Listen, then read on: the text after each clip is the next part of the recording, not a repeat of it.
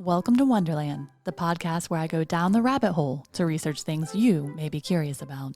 My name is Ami, and I'll be your guide on this trip to Wonderland. Hi, I'm happy you're joining me today for this trip down the rabbit hole. I've been hard at work feeling my way through managing different sites that help me get my content out to other people who may be interested in it. As I was working on setting up this podcast on various sites, I marveled at the ease with which we can communicate with our friends, family, and complete strangers, right on the internet. And as is usually the case, I began to wonder. I wonder. I wonder. I wonder. I wonder. I wonder. I wonder. I wonder. I wonder. I wonder. What specifically was I wondering about? I was wondering about how these sites that keep us in communication with each other came to be. So what topic are we diving into today?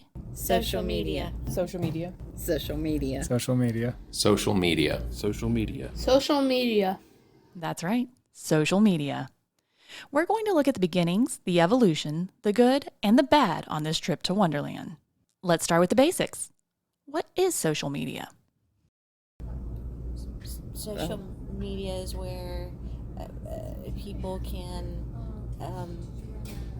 get together in a community setting. In an online setting where you can interact with friends, family, whatever, in a social manner. I mean, just like a platform for people to put out their thoughts and connect with others and sometimes bully people. I mean, A place where people can be social online by device. Various platforms that you can use to share things that you want to share with people. It is a place for people to get together and share information, gifts, memes with each other. Social media is an online presence to do everything from share life events and pictures to argue about politics, news, and social issues.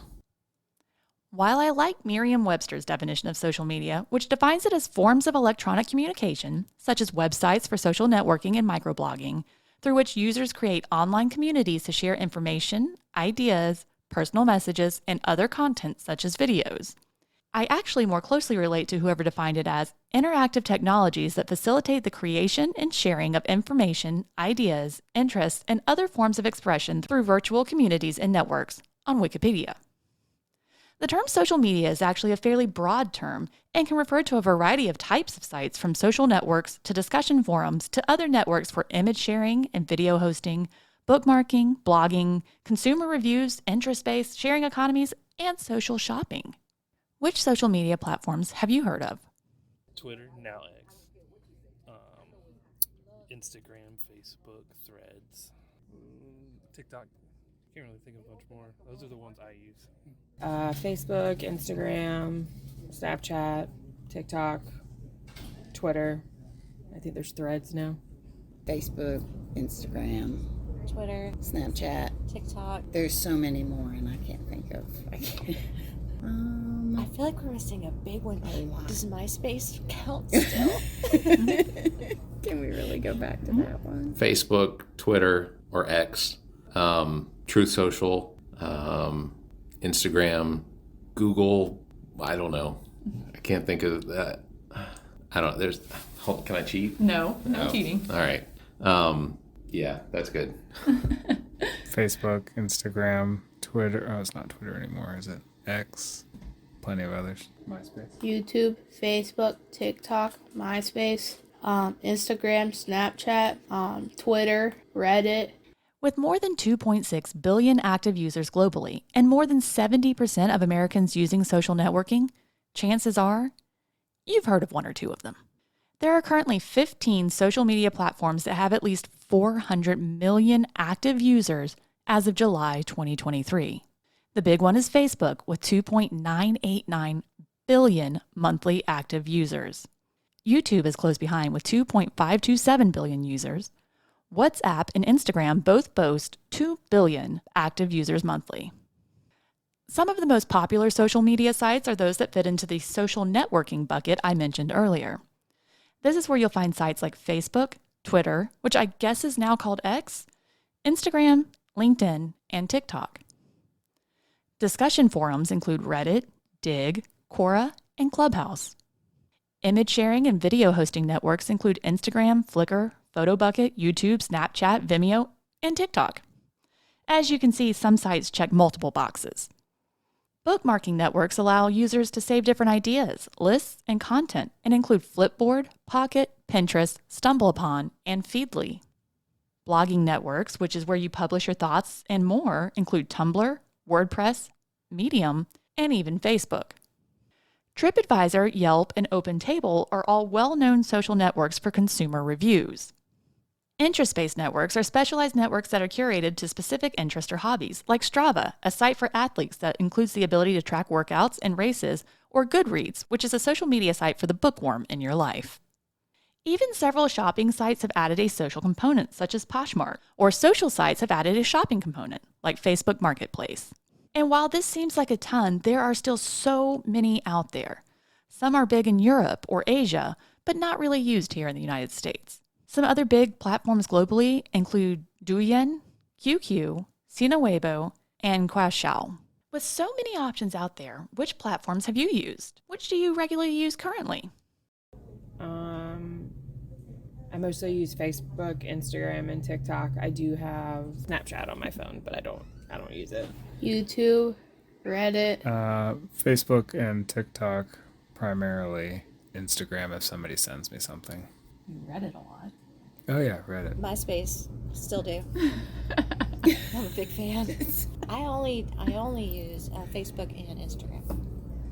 I use Facebook pretty regular and TikTok, but I've used all of those that I mentioned before: Snapchat, Instagram, Facebook, TikTok. Facebook, Twitter, LinkedIn, Instagram, and Nextdoor. TikTok. Oh, TikTok. Discord, Twitch. You use a ton of them. My main ones are Facebook and Twitter, and I just got Threads, but it's not catching on for me. Like I said earlier, there are literally billions of Facebook users out there worldwide. Chances are high that you are using or have used some sort of social media in your life. As a matter of fact, most social media users use several different sites, with less than 1% of users being exclusive to any one site. For example, statistically, 70% of Facebook users also use YouTube. 78% of them use Instagram too. Nearly 1 in 4 LinkedIn users are also active on Reddit, and 6 out of 10 Reddit users are active on Pinterest. More than 3 out of 4 TikTok users also use Facebook, YouTube, Instagram, and WhatsApp. So there are tons of options for social media, and almost everyone is active on at least one site. So what do you use them for? What do you do on these sites? I use social media for personal use, just to see what people are up to and find information, news at times, if from a reputable source. But then I also do promotions for a podcast page. I mostly just use them to promote our podcasts. Answers. Answers for what? My games, specifically Reddit. Honestly, nothing. I just stalk other people's stuff and share animal videos and recipes. Entertainment primarily. Sometimes if I'm trying to figure something out, Reddit or TikTok has solutions. Communication as well for Facebook. I scroll. Yeah, I And scroll, stalk people. see what's going on with people, skip the ads as much as possible, look at their pictures, you know. Sometimes I post. I'm not a big poster, but sometimes. You do sell stuff though on Facebook. Yes, use Marketplace. According to a GWI report, the primary reason users between the ages of 16 and 64 give for using social media is to keep in touch with friends and family. Just over a third of all users use it to fill spare time. 35% get their news on social media, and around 30% of users research articles or videos on social media. A note here, these two are actually different based on age group. Users 16 to 34 cite filling spare time as their main reason for using social media after keeping up with family and friends. Users 45 to 64 cite using these platforms for news as secondary to keeping up with friends and family. From there, about 20% of users are doing work-related networking or research, 22% are watching or following sports, and around 20% are following celebrities or influencers. There are so many great things that we can do on social media in 2023, but what was the original purpose? Let's dive a little deeper in this rabbit hole and talk about what might have been the first social media site and when did it start? think Facebook, because that's the first one I remember. Either Facebook or Twitter. I know it was like 2010 or something like that. MySpace, 1980. MySpace, 2000. 2000. Probably not the right answer, but the first ones I was aware of were Facebook and MySpace in the early 2000s. MySpace is the one I think of first, and it was kind of like Facebook, except that I think it was a lot more based on like sharing for music and artists. I think it started in like 1999 or 2000. I want to say MySpace, but I don't think it was actually that. Well, I mean, would a chat room count as I like bet a you it social, would. AOL Yeah, chat, AOL chat? What do I'm you gonna think? have to agree with that. Yeah. Historically, some people say that to some degree we can loosely attribute a series of dots and dashes on May 24th, 1844 that spelled out, "What hath God wrought?" sent by Samuel Morse. Michael Rosenwald wrote an excellent piece for the Washington Post called "Before Twitter and Facebook, There Was Morse Code, Remembering Social Media's True Inventor." Back in 2017, that's a good read. I'll link it on the website for those of you who'd like to go further down this particular rabbit hole. Essentially, the introduction of Morse code allowed the country to begin communicating in a way that sounds much like what we do today. Telegraph operators would chat with one another using Morse code, and other operators could hear everything transmitted and join in on the conversation. Sounds familiar, doesn't it? Rosenwald goes on to report that there was even an early version of text speak. GM meant good morning. SFD was stop for dinner. The numbers 88 was love and kisses, while 73 was best regards, and so on. He even said that operators would become friends over distances with people they never actually met. And there are even anecdotal tales of love found over the wire. And while many marveled at this ability to quickly connect with folks over long distances, it certainly wasn't a sentimentality shared by all. A journalist wrote in an 1891 issue of Atlantic Monthly, America has in fact transformed journalism from what it once was. The periodical expression of the thought of the time, the opportune record of the questions and answers of contemporary life into an agency for collecting, condensing, and assimilating the trivialities of the entire human existence. The effect is disastrous and affects a whole range of our mental activities. We develop hurry into a deliberate system, the pursuit of novelties and sensations into the normal business of life. and to think, 115 years later, the way our world would communicate would be forever changed by a college dropout named Jack Dorsey, who coded a site for users to post 140-character messages when he introduced his new service, Twitter. But so much happened between the time of Samuel Morse and Jack Dorsey. I think we can all agree that Morse code isn't really what we think of when we think of social media. So how did we get to where we are today? We could talk about ARPANET and NSFNet, both of which allowed scientists to collaborate and share software, hardware, and other data back in the late 60s to the late 90s. But that's not quite what we're going for either. Saqib Shah, a writer for Digital Trends, penned an article in 2016 called The History of Social Networking, in which he claims the beginnings of the modern social media sites could be found in a little thing called bulletin board systems, or BBSs. Users access these online systems over their telephone lines with a modem.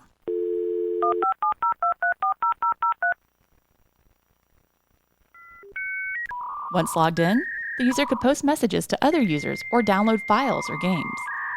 Because this used a phone line, this was mostly a local thing, as long-distance rates would apply. Because they were local, it often led to communication moving from online to in-person.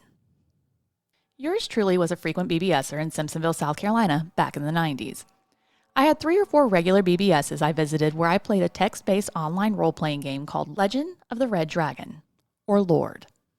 I actually did end up meeting several people in person, many of whom were my very best friends for years. Friendships that were made on a black screen and green text, but they lived on well past my BBS days. The logical transition from BBS for many was to America Online, or AOL. AOL allowed for member profiles and communities. The world was moving forward swiftly and accepting technology and the internet for all it had to offer. So now we're getting closer to what we think of as social media. And it was in 1997 that most people agreed that the first true social media site was born. The site was called 6degrees.com and was developed by Andrew Weinrich. It was based on the concept that no person is separated by more than 6 degrees from another person, a la 6 Degrees of Separation from Kevin Bacon, and allowed users to create profiles, invite friends, make groups, and look at others' profiles. The site only lasted till around 2001. On the heels of 6degrees.com going by the wayside, another contender in the social media category popped up in 2002, Friendster. Friendster included the same components of 6 Degrees, but also introduced the ability to share videos, photos, and messages with other users. Within a few months, Friendster had over 3 million users and grew steadily until hitting over 100 million users. Friendster rebranded in 2011 due to competition from Google, Yahoo, and Facebook, and eventually closed down in 2015. Shortly after Friendster started up in the early 2000s, Reid Hoffman, Alan Blue, Konstantin Furyk, Eric Lai, and Jean-Luc Valiant launched a site on December 28, 2002 called LinkedIn. That's right, LinkedIn just celebrated its 20th birthday. The site was focused on professional networking, and that remains its primary focus today for its 575 million registered users. And while LinkedIn had much early and sustained success, Brad Greenspan, Chris DeWolf, Josh Berman, and Tom Anderson changed the game in social networking with the little site they launched on August 15th, 2003, called MySpace. Fun fact, it turns out that while he was president of the company, Tom, from the profile, actually didn't sign up for a MySpace until September 2nd. MySpace was originally a file storage platform, but quickly transitioned to an online social network. MySpace has a pretty interesting history in and of itself, including deciding not to buy Facebook for $75 million back in 2004, but we're not going to go into it here. I'll share some links online if you're interested. Speaking of Facebook, that site launched in 2004 as a site for Harvard students. It stayed exclusive to Harvard until opening to the general public in 2006, and in 2007 it launched its Open API Facebook platform, and from there, its success exploded. Following behind the likes of Facebook, you see what I did there? YouTube and Reddit launched in 2005, Twitter in 2006, WhatsApp in 2009, Pinterest and Instagram in 2010. 2011 brought Snapchat, Google+, and Twitch. Tinder launched in 2012, Discord in 2015, and TikTok in 2017. An interesting piece in the rise of social media is a little symbol that is used across multiple platforms to organize and aggregate posts. What symbol do we use, and when do you think people started using it? Oh, the hashtag. There you go. Oh, the hashtag. And I want to say probably like early 2010s. I feel like high school is when the hashtag came out. Hashtag 1970. A hashtag. When do I think? When it stopped becoming the pound symbol? I don't know. 2010. Hashtags. And I think it probably started with Twitter. As far as timeline, 2009. I would say it's the hashtag, and Twitter, I believe, is what started that. So 2010, maybe? The hashtag. For most Americans, the symbol, two horizontal lines intersecting two vertical lines, was predominantly thought of as a pound symbol. How did it become the symbol for tagging tweets, Facebook posts, and more? Chris Messina, a former Google developer, tweeted on August 23, 2007, "How do you feel about using pound for groups, as in pound bar camp message?" He chose the pound sign because it was an easy character on his 2007 Nokia phone, and other techies were already using it in other internet chat systems. A couple of days later, Stowe Boyd suggested calling the pound sign a hashtag, which Chris Messina agreed sounded catchier. So why is it called a hashtag other than it sounded better? Because it looks like hash marks, I guess. I don't know. I don't know. It's a pound sign. Yeah, I mean, I'm guessing because hash because of the name of it. Some people call it that, but I don't know because it looks hashy. Looks like a hash brown. It does not. I don't know. People didn't like calling it a pound signal anymore. Because the younger generation didn't know it was called pound. Because people don't recognize it as a pound symbol from their telephones. According to an article by Ryan Todd, the director of marketing and sales at Elser Hotel, etymologists have identified that the earliest English term for a symbol similar to the pound sign was a 15th century word, hatch, which means interwoven strips of metal and was derived from the Old French word haché. In the 1960s, the word regained popularity in British English, but was also used to refer to the number sign on the phone and to precede a numeral. Also in the 60s, the symbol became known as an octothorpe by the telecommunications industry. But at the end of the day, octothorpe and pound sign just didn't have the same ring, and hashtag was ingrained into the daily vocabulary of the English-speaking world, eventually becoming a legitimized word by Oxford Dictionary in 2014. No matter what it was called, Messina started using the hashtag in his tweets and encouraged his friends to do the same, hoping it would catch on. And at first, it did not. But then, during the 2007 San Diego fire, people started using the symbol to track what was going on. And it worked. Kind of.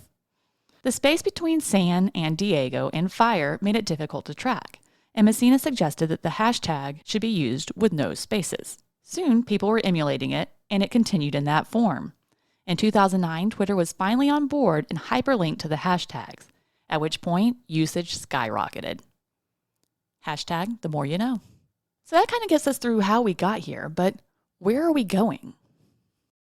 Hopefully down a dark hole to never be thought of again, but and I think social media is headed to a point to where it's going to be like our sole form of communication. It's just and sole way of people doing a lot of things in life. I think it's just going to continue to branch off into different things over and over and over. I have a hard time seeing it beyond like what it is, you know. Yeah. It's still going to be the social platform is just that, to be able to reach out and communicate and reconnect and all of that. So, and we've got the marketplace, so you can sell stuff. We've got, what else? They're all interconnected. I don't know. I really don't know. Maybe expanding more into the AI or virtual reality space, augmented reality space rather, not AI, but... Holograms.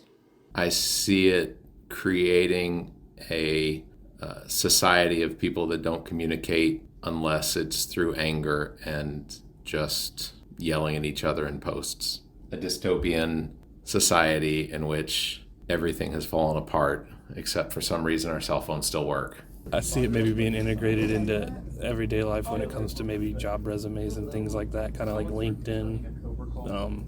Also, maybe the metaverse. People can go there to be a space to connect with people who are far away. Well, if several internet studies can be believed, I hope you have a TikTok because it's going to continue to take over the world on its way to becoming a super app.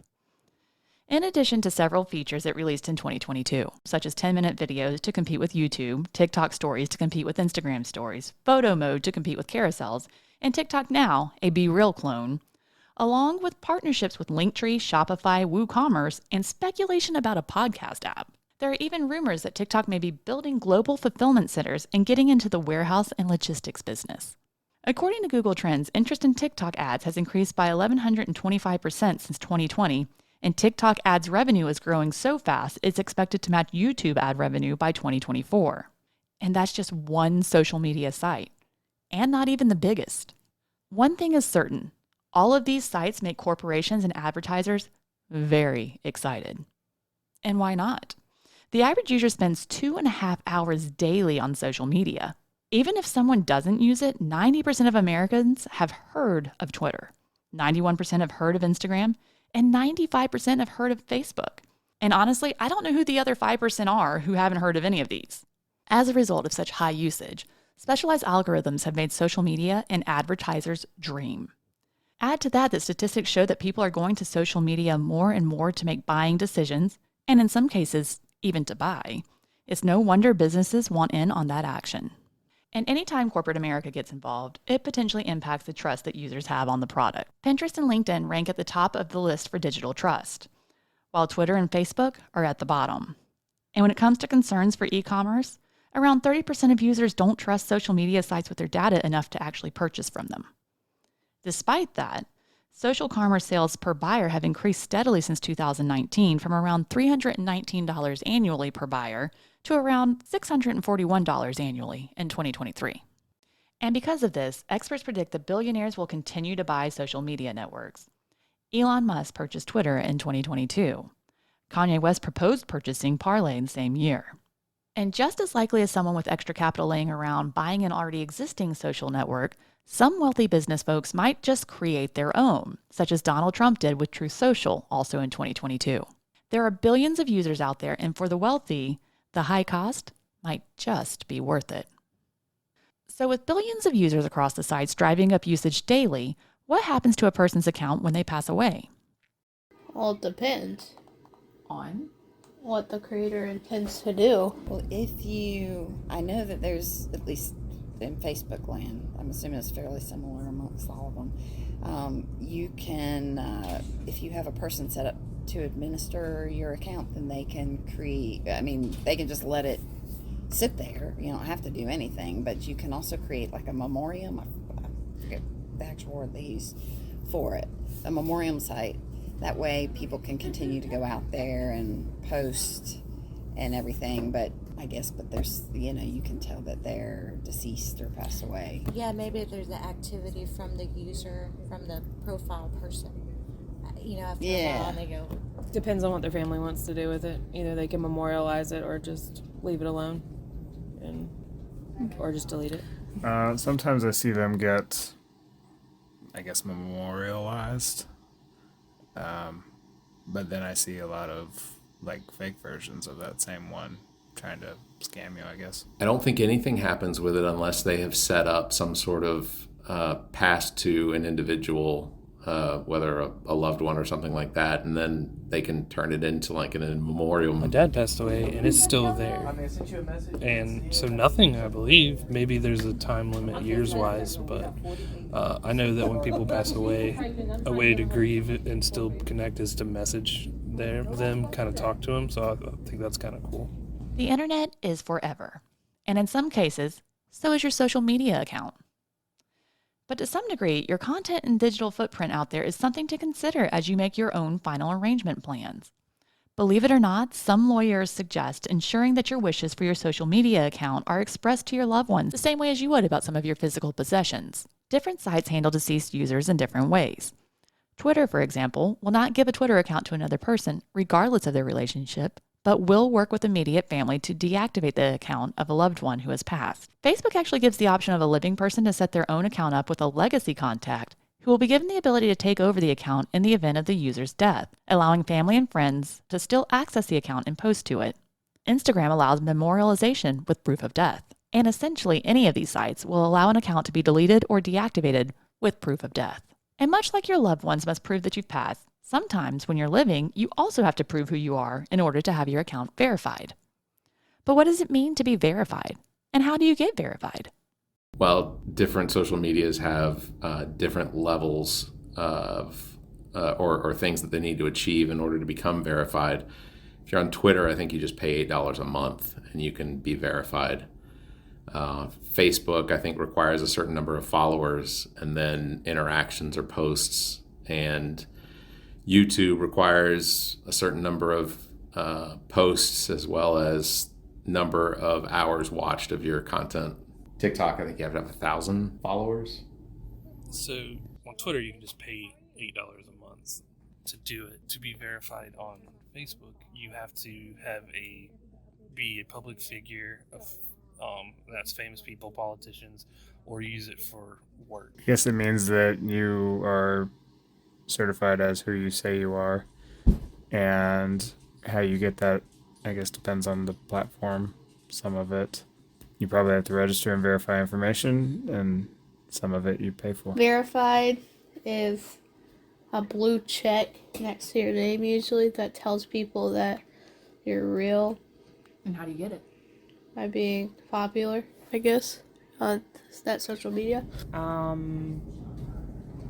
So verified that like you're a real person, you are who you say you are. Usually it's a celebrity, and I'm not really sure the process. I know with Twitter you pay for it now, but I'm not 100% sure of like the process of getting. I think you have to have a certain amount of followers, and you have to like prove certain things, but I'm not 100%.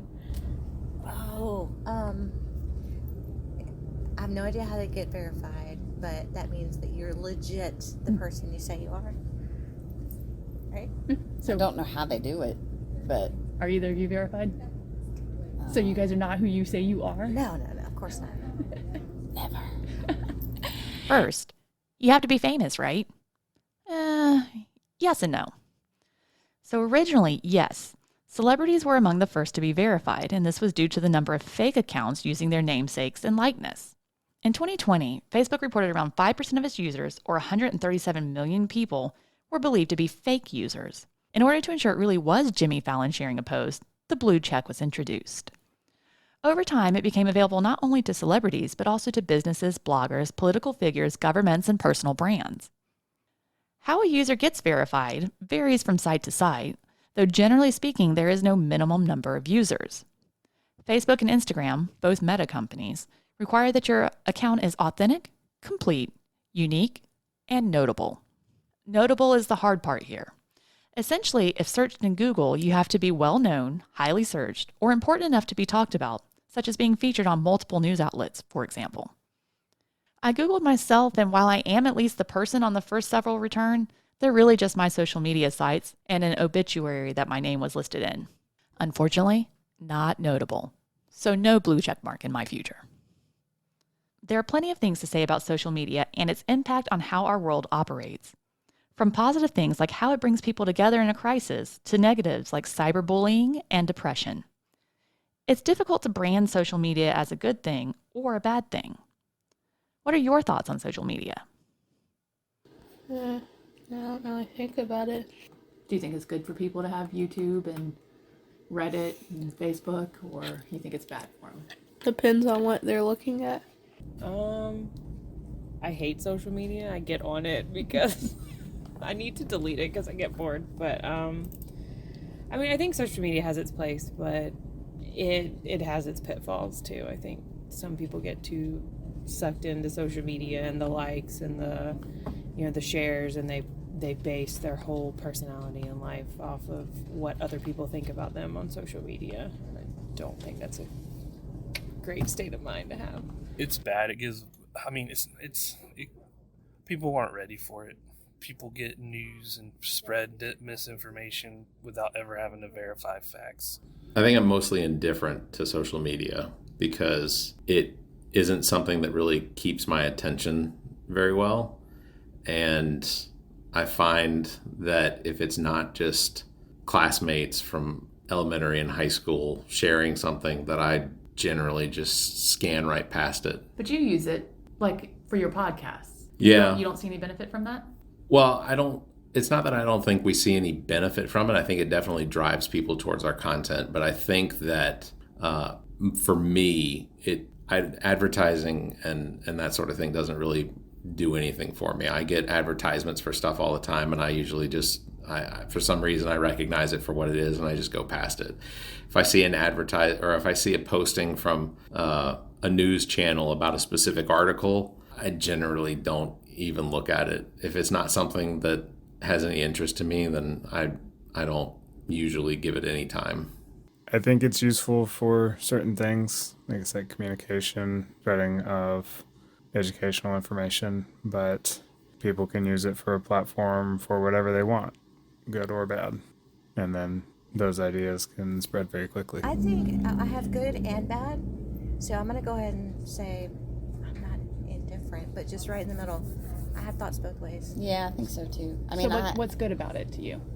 I think it's super cool. To me, it's been super cool to reconnect with people. I agree. That I've known, a long time ago, at school friends or whatever, or even, and then to be able to maintain that. It's an easy platform to be able to keep in touch with family or, And also it offers a way for people to find people that maybe they were looking for, and it's an easier way for them to, connect with family members or something. Right. Talk people. I mean, I've heard some bad things. There's always somebody's going to figure out how to use something good for not. So there's So plenty. what do you not like about it? Like, what's the bad? I don't like that it can be so like people can get so addicted to it, that they can kind of lose track of other things that are probably way more important, you know. Yeah, I mean, I'd say, well, as of late, it seems to be more ads than anything. So I'd have to say a downfall being ads. I mean, I'm not really out there to see ads, you know, but I get. See, I like ads because I'm like, I did not know I needed that, but I need that. I am their target audience, 100%. While I understand some of the negative things that people have to say about social media and its impacts on mental health and our society, personally, I'm a fan. Social media helps me to stay in touch with my family all over the country and friends who have moved away. It lets me feel like I'm a part of the lives of some of my favorite people, even though we haven't seen each other in years. It lets me communicate with you, my wonderlings. That doesn't mean I don't need to detox from time to time, but all in all, I think I benefit greatly from the continued evolution of social media.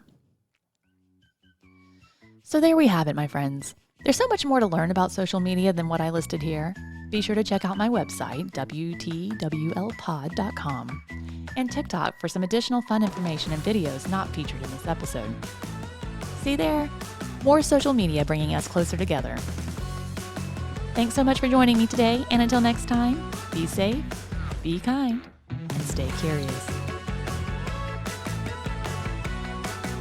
Gotta change this up a little bit. Gotta add some additional things in this outro. You guys ready? Let's go. The Welcome to Wonderland podcast is copyrighted by Amy Bland and is part of Barrett Gruber Entertainment Division. This podcast is recorded in the podcast studio at GOT Sound Studio in Lexington, South Carolina. Any thoughts or opinions expressed as part of this production are those of the host unless otherwise indicated. Subscribe to this podcast wherever you get your podcasts. Please follow, like, and share this podcast. Find us on Facebook at Welcome to Wonderland the podcast, and on X, the app formerly known as Twitter, at Wonderland_pod.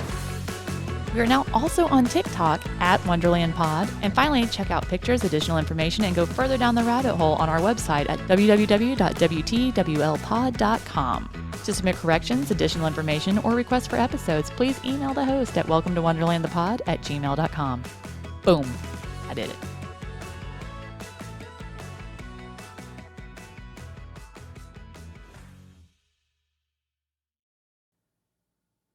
Are you guys still listening? You can stop. I'm done. Psych. Now I'm done.